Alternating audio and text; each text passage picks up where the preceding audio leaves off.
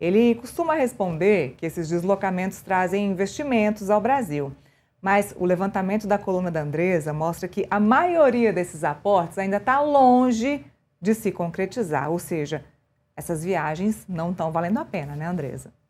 Pois é, se fala muito nisso, né, que é importante que o presidente do Brasil viaje pelo mundo, né, e defenda os interesses do Brasil, até para atrair investimentos para o Brasil. Essa é a principal motivação, né, da ida do presidente Lula para tantos lugares.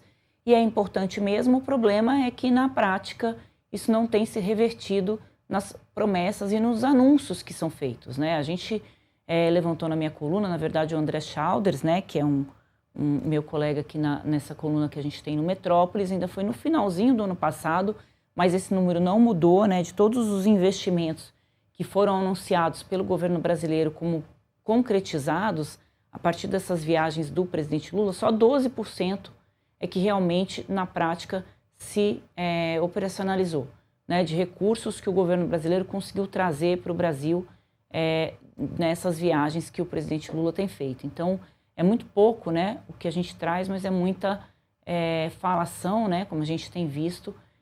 O Lula, quando se elegeu, uma das plataformas de campanha era, né, fazer o Brasil ser grande de novo diante dos olhos do mundo, para pegar aí o slogan do Donald Trump, porque realmente o Bolsonaro foi um pária quando viajava, né, ficava bastante escanteado ali dos eventos internacionais. O Brasil perdeu esse protagonismo que tinha fora do país. Então, a eleição do Lula trouxe muito essa expectativa, né, de que o Brasil voltaria a ser um país com bastante influência aí, frente aos seus pares. O problema é que o Lula também pegou uma direita muito mais organizada, né, muito mais estabelecida aí, em vários países, e nos Estados Unidos pegou o Donald Trump, que é um aliado, né, dos bolsonaristas, quer ver a direita voltar ao poder no Brasil. E o Lula não teve essa habilidade para conseguir trazer os Estados Unidos para ser aliado, né, para serem aliados do Brasil nesse contexto de necessidade, porque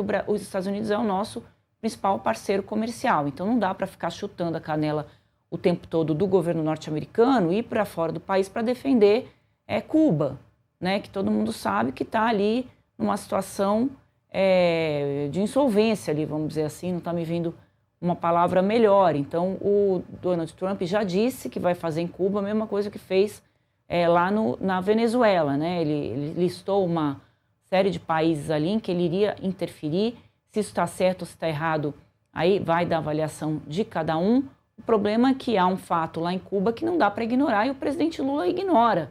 Diz que as pessoas precisam lá tomar suas próprias decisões. Não há democracia ali, não tem como se tomar qualquer decisão. Aí ele defende muito o multilateralismo. Precisaria os países, então, sentarem, discutirem como é que vai resolver a situação de um país que está daquele jeito, né, em que as pessoas não têm mais capacidade de sobrevivência praticamente. Então, o multilateralismo é isso, não é uma decisão individual de um país, que é como o Donald Trump age, mas uma decisão em conjunto dos países. O Lula poderia propor isso ao invés de propor que se deixe lá Cuba em paz, para que as pessoas continuem vivendo daquela forma, né, como elas vivem hoje, que elas não podem nem se manifestar contrariamente àquilo, porque o regime não permite. Então, muitas pessoas fogem, né, para outros países para tentar uma vida melhor, uma vida em que elas possam ter voz, que é o que não ocorre ali em Cuba.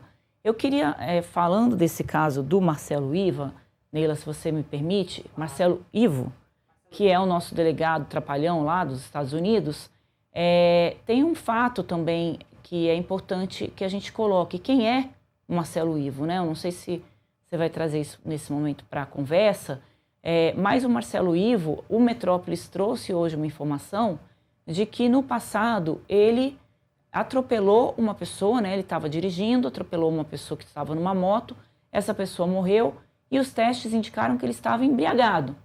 Ele conseguiu, pasmem, se livrar, né, de uma pena ali de prisão, mesmo estando embriagado, e aí virou o delegado da Polícia Federal, que foi escalado para representar a Polícia Federal no Brasil, lá nos Estados Unidos.